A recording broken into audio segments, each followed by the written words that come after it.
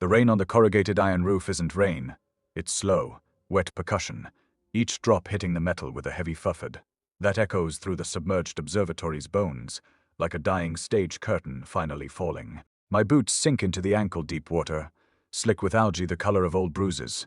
The air hangs thick with the smell of stagnant water and decaying wood, the Southern Gothic architecture weeping rust and despair. Walls, once proud, now sag under the weight of time and water, their peeling wallpaper revealing the grey stone beneath like a rotten tooth. Every reflection in the murky puddles warps, my own face stretched thin, eyes too large, the hallway behind me tilting violently. Is it the water? Or is the world itself cracking? The heartbeat on the radio isn't mine. It's sent to me heartbeat, but distorted, irregular, panicked, amplified by the dead machine I found wedged in a waterlogged cabinet. Thump, thump, thump. It's the sound of the audience's laughter from the night I botched Temtemlet. The sound that drowned out my lines, the sound that ended my career. Thump, thump, thump, thump. It pulses in my skull, louder than the dripping water, louder than the slow foin creak of the rusted metal framework groaning under the pressure of the sea. I follow the sound, a desperate thread in the fog-choked silence. The corridor narrows, the ceiling lowering, the damp air pressing against my skin like a cold hand. My breath fogs, but the fog doesn't clear, it clings, thick as the despair in my chest. I push through a door that groans on rusted hinges, the sound a metallic rasp that makes my teeth ache. The flooded lab is a tomb of forgotten science. Control panels are coated in slime, their glass faces cracked. The radio's heartbeat pulses from a console, a single flickering light casting long, dancing shadows. Thump, thump, thump, thump. I reach for the main panel, fingers numb, the cold metal of the control rod biting into my palm. The water around my ankles suddenly churns, a violent swirl pulling at my legs. Foo-thunk, foo-thump. Foo, the radio's sound distorts, the heartbeat stuttering. The water surges upwards, a cold, insistent force dragging me towards the grate in the floor. The grate is a black maw, the metal edges sharp as broken teeth. I scramble, my fingers scrabbling on the algae-slick metal of the console. Thump, thump. The heartbeat is fading, replaced by the gurgle of water rushing down the drain, the sound of the abyss opening. I throw my weight against a pipe jutting from the wall, my knuckles scraping raw on the cold metal. I hang suspended, the water swirling beneath me, the grate's edges gleaming wetly. The radio's heartbeat cuts off abruptly. The only sound left is the slow, heavy thunder of rain on the roof, the sound of the lab's death rattle, and then squelch. A single wet footstep, perfectly timed, right on the grate beneath my dangling feet. The sound isn't water, it's deliberate, it's close, it's Cyver there. The rain on the roof seems to slow, stretching out each feathered, a hammer blow against the silence. The water pulls harder. I grip the pipe, knuckles white, the cold metal biting deeper. The footstep doesn't repeat. It hangs in the air heavier than the rain. The grate is cold against my back. The radio is dead. Only the footstep remains. Squelch. The pipe bit into my palm, a cold, insistent pressure. The squelch lingered, a phantom echo against the silence. Above, the rain continued its slow, methodical percussion. Squelch. The sound hadn't been imagined. I knew that with a certainty that bypassed logic. It was real, and it was Cyver there. The water released its grip, a sudden disconcerting lightness. I lowered myself, the algae slick underfoot, the air thick and heavy in my lungs. My legs trembled, the muscles screaming in protest. I had to move, had to find anything. The lab was as I'd left it, a tomb of forgotten science. The flickering light on the console cast grotesque shadows that danced with the water's reflections. And then I saw it. Perched on a stone pedestal, bathed in the sickly light, sat a porcelain doll. Its face was unnervingly perfect, the painted eyes wide and vacant. It tilted its head, a slow, deliberate movement that sent a fresh wave of unease through me. A voice, thin as spun glass, drifted from its painted lips. Rhys Vane, the mimic. The words were a whisper, yet they resonated within the chamber, amplified by the oppressive silence. My name spoken by a doll. My breath hitched. I wanted to run, to claw my way back through the flooded corridor, but my feet felt rooted to the spot. The doll's eyes seemed to bore into me, dissecting, analyzing. It weeps the forfeit with what would you bury, it continued, the voice laced with an unsettling sweetness. The doll's face was slick, and I realized it wasn't moisture. It was black, viscous tears, tracing paths down its porcelain cheeks. The satraping began then. a low, insistent sound, like metal against stone. It wasn't coming from the grate. It was coming from everywhere. A chorus of whispers, a metallic rasp that seemed to vibrate in my bones. I turned, heart hammering against my ribs, but the corridor behind me was empty, distorted by the warped reflections. My face stretched thin, eyes too large, the hallway behind me tilting violently. The water in the puddle shimmered, reflecting a grotesque parody of myself. I stumbled back, knocking against a stack of corroded metal containers. They clattered to the floor, the sound swallowed by the pervasive scraping. I had to get out. The storage room was a chaotic jumble of forgotten equipment and decaying textiles. I tripped, sprawling onto the cold, damp floor. My hand landed on something soft, yielding. A quilt. It was old, hand-stitched, the fabric faded and brittle. As I pulled myself up, the quilt unfolded, revealing a series of unsettling images, scenes.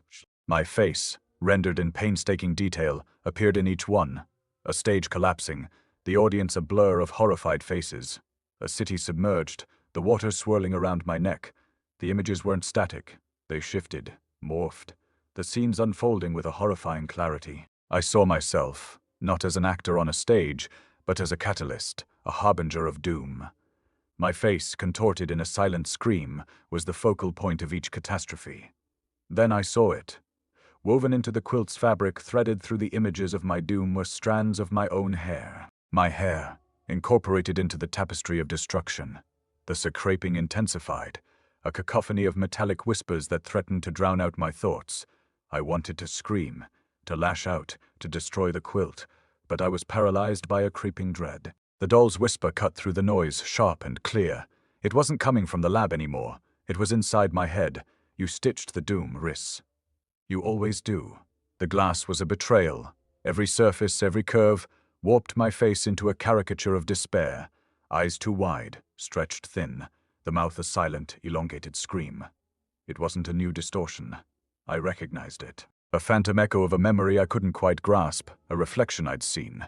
Somewhere, the fog pressed against the observatory's windows, a suffocating blanket that muted the world. Rain, a distant, rhythmic drumming on the corrugated iron roof, was the only other sound. Except for that.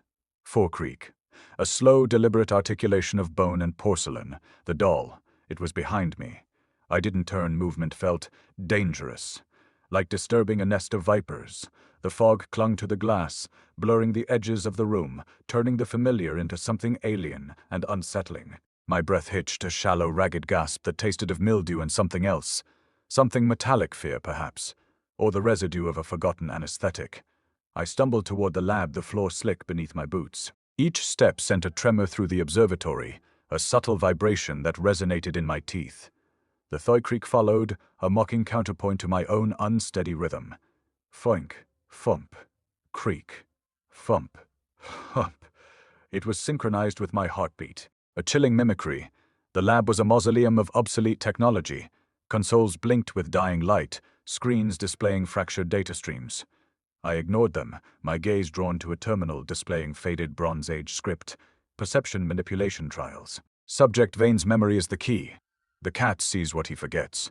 The words swam before my eyes, a fragmented puzzle I couldn't assemble. Vane, my name again. The air grew colder, a damp chill that seeped into my bones. I scrolled through the logs, the archaic language blurring into a meaningless jumble. Images flashed 20 fleeting, disjointed 20 rituals of chanting of myself. A younger version, perhaps, participating in something I couldn't recall. A desperate, clawing feeling arose in my chest. A sense of profound loss. The Creek was closer now, a palpable presence in the room. I risked a glance over my shoulder. The doll stood motionless, its porcelain face impassive, the black tears glistening in the dim light. It tilted its head, a slow, deliberate gesture that sent another wave of nausea through me. I had to understand. I had to remember. The logs spoke of a ritual, a replication of an ancient myth. A myth meant to unlock something, to control something. The fragmented memories swirled, coalescing into a single, horrifying image, a stage collapsing, the audience a blur of horrified faces. A city submerged, the water swirling around my neck. Were these memories, or visions? Prophecies. The Creek intensified, a rhythmic pulse that echoed the frantic beat of my heart. I spun around, desperate to escape the suffocating weight of the past. The room seemed to shift, the walls closing in, the shadows deepening. The fog outside the windows thickened, obscuring the world beyond. Then I saw it. Reflected in the fogged glass behind the doll, a shape, a form. Familiar yet wrong. A feline silhouette perfectly mirroring my own posture. It stood where I had just been, my breath caught in my throat. The thwee-creak was no longer coming from the doll. It was coming from the reflection. A distorted, mocking echo of my own movements. The metallic taste in my mouth intensified, coating my tongue with a bitter, acrid tang. The lab's lights flickered violently, plunging the room into near darkness. When they returned, the reflection was clearer. The cat in the window wasn't a distortion. It was real, standing where I had just stood. The feline form solidified, a black silhouette against the fog-choked window.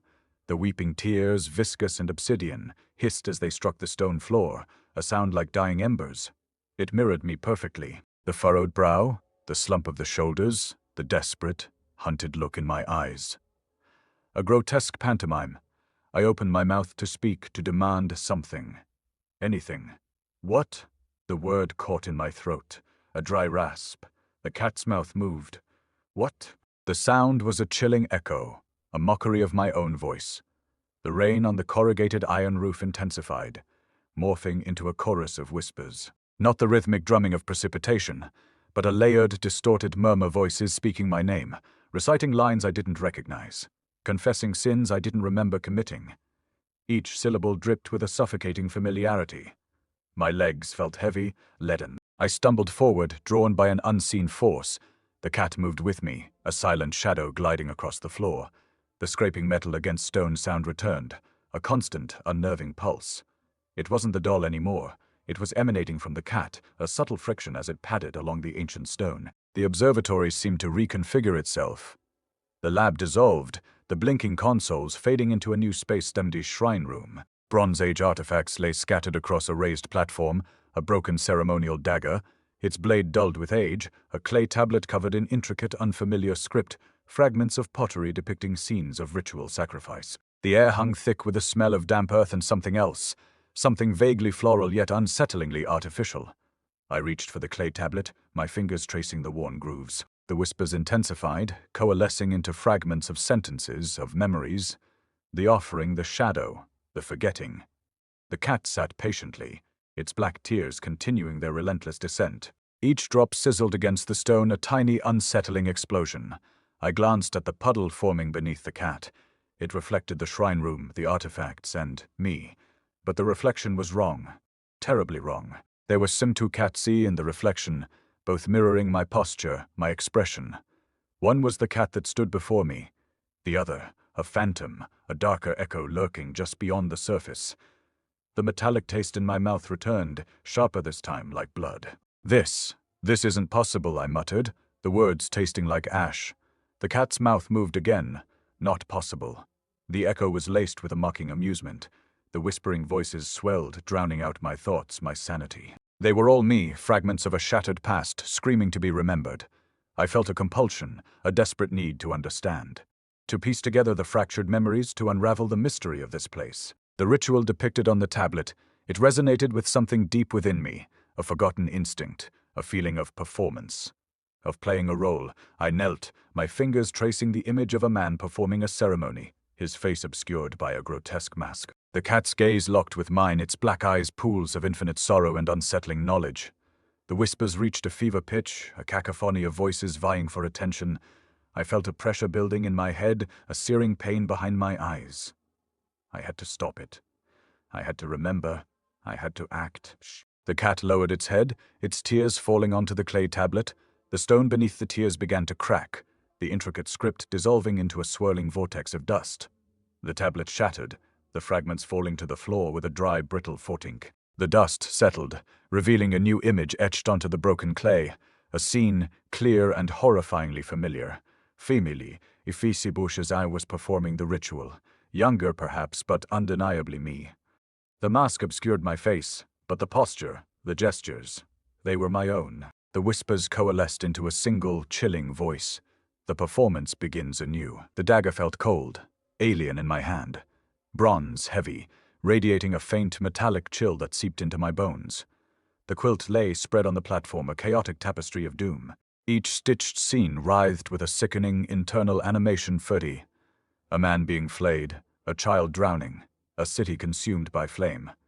All mirroring, somehow, moments I couldn't place, yet felt intimately familiar. The cat watched, a silent, obsidian judge. Its black tears continued their relentless descent, sizzling against the stone, a constant, unsettling percussion. Fisk, T-esque. The doll sat beside the quilt, its painted smile a grotesque mockery of serenity. You're not the priest, you're the sacrifice. The words were a rasping whisper, a physical pressure against my eardrums. I ignored it, focusing on the script etched into my memory foddy. The words of the ritual, dredged from the fractured remnants of my mind. They tasted of dust and regret. I began to chant. The words felt foreign yet somehow right. The observatory's light shifted, the molten iron glow deepening, bleeding into the stone gray of the walls. The shadows writhed, elongated, taking on monstrous shapes. The air grew thick, viscous, pressing against my skin like a suffocating blanket. The scraping metal sound returned, but it wasn't the cat this time. It was the stones themselves, grinding against each other, a subterranean groan of protest. My reflection in the pool of black tears was fractured, distorted, not just warped as it had been before, but multiplied. Several Rhys Vanes stared back, each a subtly different version of myself, 13, older, younger, haunted, triumphant. The whispers intensified, layering over the chant, a discordant chorus of voices echoing my words, twisting them into something obscene. I pressed on, driven by a compulsion I couldn't resist. The quilt scenes became more vivid, more horrifying. The flayed man screamed, his agony echoing in my skull. The drowning child reached out, his eyes wide with terror. I felt a pang of recognition, a flicker of memory quickly suppressed. The cat's eyes glowed with an unnatural intensity, reflecting the swirling chaos of the ritual. Its head tilted, a slow, deliberate movement that sent a shiver down my spine. Click, click. The sound of its claws extending, retracting, against the stone. The chanting reached a crescendo. My voice cracked, strained, but I forced myself to continue. The air shimmered, distorting the room, blurring the boundaries between reality and illusion. The whispers coalesced into a single, overwhelming voice, booming within my mind. The sacrifice is ready. The ritual's energy pulsed, a wave of heat radiating from the platform. The quilt's scenes began to move, the stitched figures detaching themselves from the fabric, becoming horrifyingly real. I saw myself, bound and helpless, being prepared for sacrifice. The masked figure in the scene. It was me. A wave of nausea washed over me. My knees threatened to buckle. I clung to the dagger, the cold metal a small anchor in the swirling chaos. The doll's voice returned, closer now, more intimate. It's almost time. Then it happened. The climax, a blinding flash of light, a deafening roar. The observatory shook violently, the stone walls groaning under the strain, and then a sharp pop, a sharp sickening sound, like a fragile bubble bursting. The doll's porcelain eye popped out, rolling across the stone floor. It landed with a soft thud that revealing another cat. A tiny miniature version of the creature that had been watching me, its own black eyes brimming with tears. It let out a tiny, mournful mew. The grinding of the stones abruptly ceased. The molten iron light flickered, threatening to extinguish. The flash was immediate, searing. A pressure slammed against my ribs, forcing the air from my lungs. The roar was a physical thing, a tidal wave of sound that threatened to shatter my skull. The observatory front shifted, not crumbled, not collapsed, but flowed. The stone walls, once solid gray, began to melt, the surface rippling like liquid iron under an unbearable heat. A slow, agonizing drip began a thunk, thunk, thunk. Each drop a heavy tear of molten stone. The quilt scenes exploded outward, no longer confined to the fabric. I was falling, not down, but tempt into the images. The flayed man's scream wasn't just a sound. It was a searing pain in my own throat. The drowning child's terror became my own, a desperate choking panic. The water rose, cold and black, filling my vision. I was on a stage, a familiar stage, the Grand Majestic in Charleston. The velvet curtains were soaked, the ornate proscenium arch blurred by the rising water. The audience was gone, replaced by an oppressive darkness. I thrashed, my arms heavy, my legs tangled in the sodden curtains. The taste of chlorine and despair filled my mouth. Above me, distorted and shimmering, I saw the observatory, the platform, the quilt, a grotesque mockery of the scene I'd just been enacting. The cat was there too, suspended in the watery light, its black tears now. Different, darker, blood-blackened. It mimicked my struggle, its paws paddling frantically, its eyes wide with an exaggerated terror. The echo of my own panicked breaths resonated in the water, amplified, distorted. "You made the doom real," the doll's voice whispered. No longer a rasp, but a chorus, 1,000 voices layered over each other. "You invited it in." I fought against the current, clawing at the submerged curtains, desperate for air. The memory of the ritual, the chanting, the dagger civvy, it all felt distant, dreamlike. I stumbled, pushing myself upward toward the exit, a desperate, primal urge driving me forward. The observatory, now a swirling vortex of molten iron and shadow, seemed to be leading me. My feet splashed against the stone floor, slick with moisture. The cat was there, mirroring my movements, a dark shadow gliding just ahead. It didn't walk. It flowed, its movements eerily synchronized with my own. Each step I took, it took. Each breath I gasped, it mirrored. The paranoia tightened its grip, a cold hand squeezing my heart. Was it truly mimicking me or shrig-guiding me? I tripped. A sharp, jarring impact. The breath was knocked from my lungs. I landed hard, scraping my hands against a cold, smooth surface. I pushed myself up, blinking against the distorted light. A stone slab, large, rectangular, and engraved. I recognized the face instantly. It was my face, but not twimpy face older, worn, haunted. A face from a life I didn't remember living, a life elsewhere. A puddle had formed nearby, reflecting the molten chaos of the observatory. I looked down, expecting to see my own panicked reflection. Instead, the cat's reflection stared back. But it wasn't a reflection. It moved of, a slow, deliberate wave of its paw, a subtle tilt of its head, not mimicking, fuffendy leading.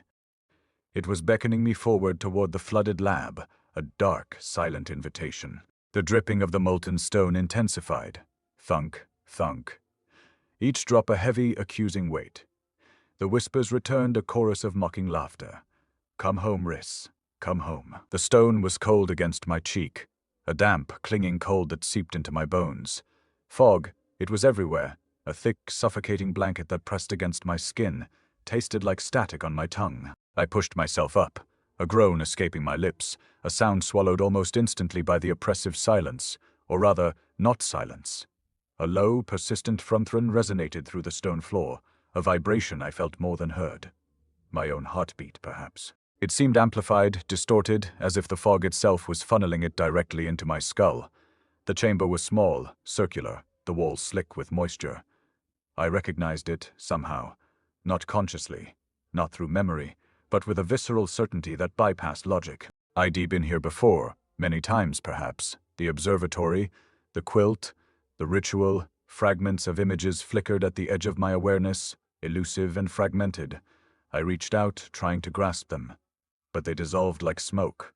"You died here in 1120 BC. The dole, a voice, it wasn't a whisper anymore, but a clear, almost conversational tone. I spun around, searching for its source, but the chamber was empty. Or so it seemed. The fog played tricks on the eyes, blurring the edges of reality, making the shadows dance. A journal lay open on a small stone table in the center of the room. Its pages were brittle, the ink faded, but the script was legible. I picked it up, my fingers tracing the archaic symbols. It was my handwriting, or a facsimile so perfect it was indistinguishable. The entries detailed a ritual identical to the one I'd just performed. A ritual designed to, what? To open a door. To summon something. The words swam before my eyes, a dizzying cascade of unfamiliar knowledge. I flipped through the pages, each entry a fragment of a life I didn't remember living. A life of bronze and blood, of sacrifice and shadow, a life elsewhere. My reflection in a puddle near the table showed a soldier, scarred and weary, staring back at me. Then it shifted. A priest, chanting in a forgotten tongue. Another reflection, a farmer, his face etched with hardship. Each image flickered, superimposed over my own, each one bearing a different wound, a different burden. The cat was there, of course. Always the cat. It sat perfectly still, its black tears glistening in the dim light. It didn't blink, didn't breathe. It simply twinkly observed at a silent, watchful sentinel. It mirrored my movements, its head tilting in perfect synchronization with my own. But something was different. The mimicry felt deliberate, calculated. You sought to replicate the myth. The doll's voice echoed in my mind. To become the hero, but you are merely a puppet, Rhys, a plaything of forces beyond your comprehension. I stumbled back, knocking over a small clay pot. It shattered on the stone floor, the sound echoing strangely in the confined space. Crack. Crack. Asterisk, each fragment a tiny shard of memory, lost and irretrievable. The fog seemed to thicken, pressing in on me, suffocating me. Another reflection appeared in the puddle. This one was clearer, sharper than the others. It was me, but not the me I knew. Older, worn, haunted. A face from a life I didn't remember living. A life elsewhere. The face was contorted in a silent scream, a mask of unimaginable terror. The cat's reflection in the puddle shifted. It wasn't mirroring me anymore. It was pointing. A slow, deliberate wave of its paw, directing my attention towards a door I hadn't noticed before. The fog swirled around it, obscuring its details, but I could just make out the inscription carved into the stone, Vane, his last play. The door groans open before I even touch it, its hinges rusted into submission by decades or centuries of damp disuse. The air inside the doll's archive is thick with the scent of ozone and old paper, a smell that clings to my throat like the first sip of stagnant water. The walls are lined with metal shelves, each one sagging under the weight of tape reels, their labels handwritten in a precise looping script that seems to writhe slightly in the dim light. Asterisk Vane, Rhys multiple. Asterisk the ink is still wet, though no hand could have written it here. Asterisk time 1120 BC.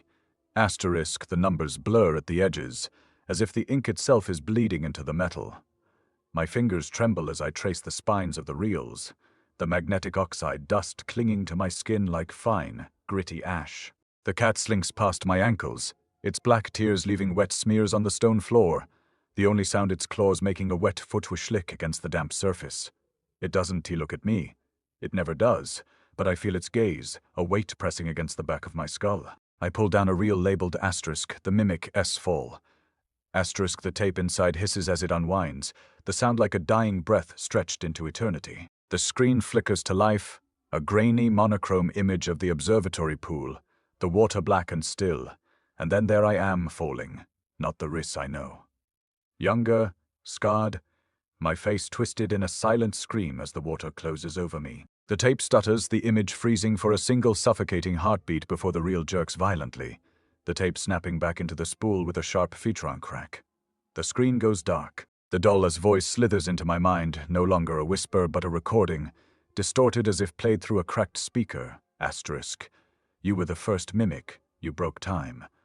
Asterisk, the words echo in the confined space, bouncing off the metal shelves until they bleed together into a single, endless loop. I lunge for the doll, my fingers closing around its porcelain neck. The surface is cold, slick, the paint chipped away in jagged edges like teeth. I squeeze. The porcelain groans, a sound like cracking ice, and then shatter. The doll's head splits open, the fragments falling away in slow motion, revealing another doll inside. Smaller, its features even more grotesque. Its mouth is sewn shut with black thread, but it doesn't need lips to speak. Its voice is a wet, guttural whisper, dripping with something dark and viscous. Asterisk you'll do it again. Asterisk the cat's tail flicks, its weeping eyes fixed on the smaller doll. A single tear plops onto the stone floor, splattering like ink in water. The air thickens, the scent of ozone sharpening into something metallic, something fun wrong. My reflection in the nearest tape reel shimmers. No, not shimmers. Fun breaks, see. The Rhys staring back at me has no face, just a smooth, featureless void where his features should be. The smaller doll. His voice rises, overlapping itself, a chorus of whispers. Asterisk, you were the first mimic. You were the first to fall. You'll do it again. Asterisk, the words coil around my throat, choking me, pulling me deeper into the dark. The tape reels hum, the magnetic oxide dust swirling in the air like a storm. The cat's weeping grows louder, the sound filling the room, drowning out everything else. I can breathe. I can think. The doll's voice is everywhere, Inside my skull, in the blood pumping through my veins, in the fog that clings to my skin like a second layer of flesh. Asterisk you. You, I'll do it again. Asterisk the words hang in the air, heavy and inevitable. The smaller doll eyes lock onto mine, black and endless.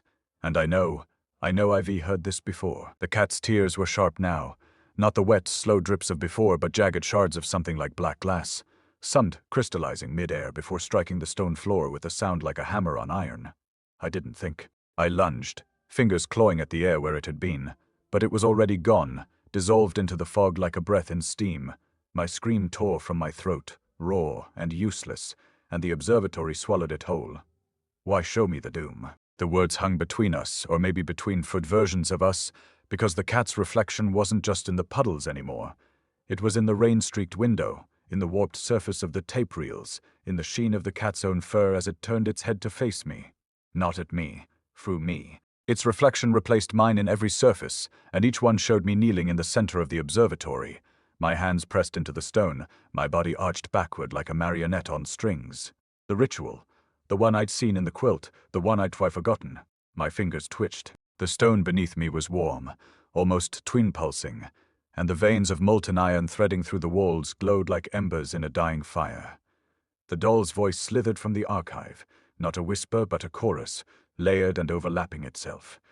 We are the ritual. The words coiled around my skull, pressing against my temples until I could feel the pressure of them, the weight of centuries of mimicry. I pressed my palms against my eyes, but the images burned behind my lids, the cat's reflection smiling, its mouth stretching too wide, too wrung-frung, the porcelain teeth glinting like broken glass.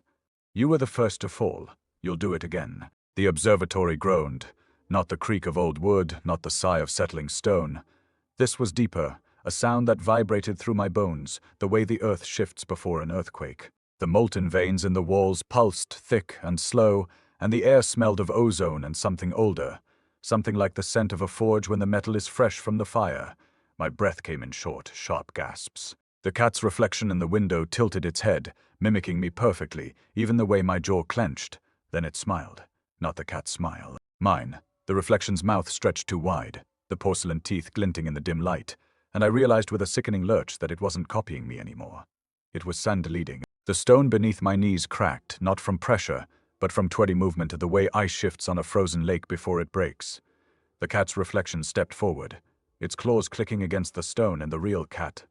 Purimi cat did the same, its weeping eyes fixed on mine. You'll do it again. The words weren't just in my head anymore. They were in the air, in the fog, in the way the molten iron veins throbbed in time with my pulse. I reached for the cat, my fingers brushing against its fur, and the moment I touched it, the reflection flinched once. Not away. Back. And then the cat was gone, dissolved into the fog, and the observatory was silent except for the sound of my own breath, ragged and uneven. The reflection smiled wider, the porcelain teeth gleamed. The cracked mirror in the observatory's heart drank the molten light like a wound. I knelt on the stone, my knees screaming against the cold, the same stone that had been warm just moments ago, now leaching the heat from my bones. The cat's reflection stood alone within the fractured glass, its head bowed, weeping black tears that didn't fall but 20 shattered on the broken surface. Each drop hit the glass with a tiny sharp shinkin, like a shard of obsidian hitting a mirror, and instantly dissolved into the fog, clinging to the mirror's frame. The sound was the rain on the corrugated iron roof, slow and final. Each daiping quiney echoing the thud of my own pulse in my ears. You are the myth, the ritual, the doom. The doll's voice didn't come from the archive this time. It was the fog itself, the molten veins in the walls, the very stone beneath me whispering in a chorus of porcelain sighs. The words weren't heard. They were schweffeltui vibrating through the marrow of my fingers where they pressed against the cold glass. My own reflection stared back, but it wasn't me. It was the reflection in the quilt, the one from the forgotten ritual, the one I'd seen in the rain-streaked window before, the one I'd done, a memory sharp and cold as the cat's tears flooded me. Not a memory, a recurrence. I'd stood here before countless times. I'd knelt on this same stone, touched this same glass, watched this same weeping reflection, and then I'd done it, the ritual, the breaking, the drowning. The molten veins in the walls pulsed brighter, casting long, grasping shadows that licked at the broken mirror. The air thickened with the scent of hot iron and ozone, the smell of the forge where the ritual was born, centuries ago in the Bronze Age. My breath hitched, ragged against the silence the rain had filled. The cat's reflection raised its head. Its eyes, the same as the real cat's, dark, sorrowful, Funrong locked onto mine.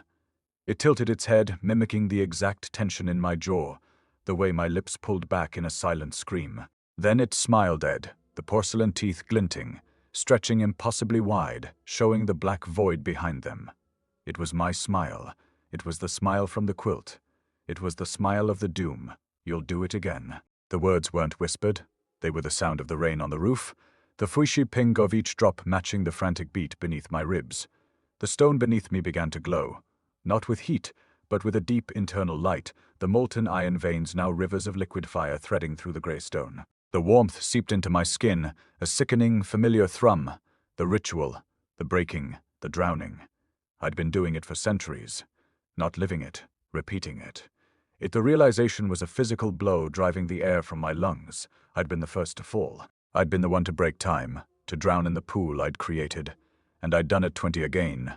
I reached out, fingers trembling not towards the cat's reflection, but towards the cold glass. The moment my fingertips brushed the fractured surface, the reflection flinched. Not away. The glass beneath my touch rippled like water. The molten light flared, blinding, consuming the room in a wave of searing stone-gray fire.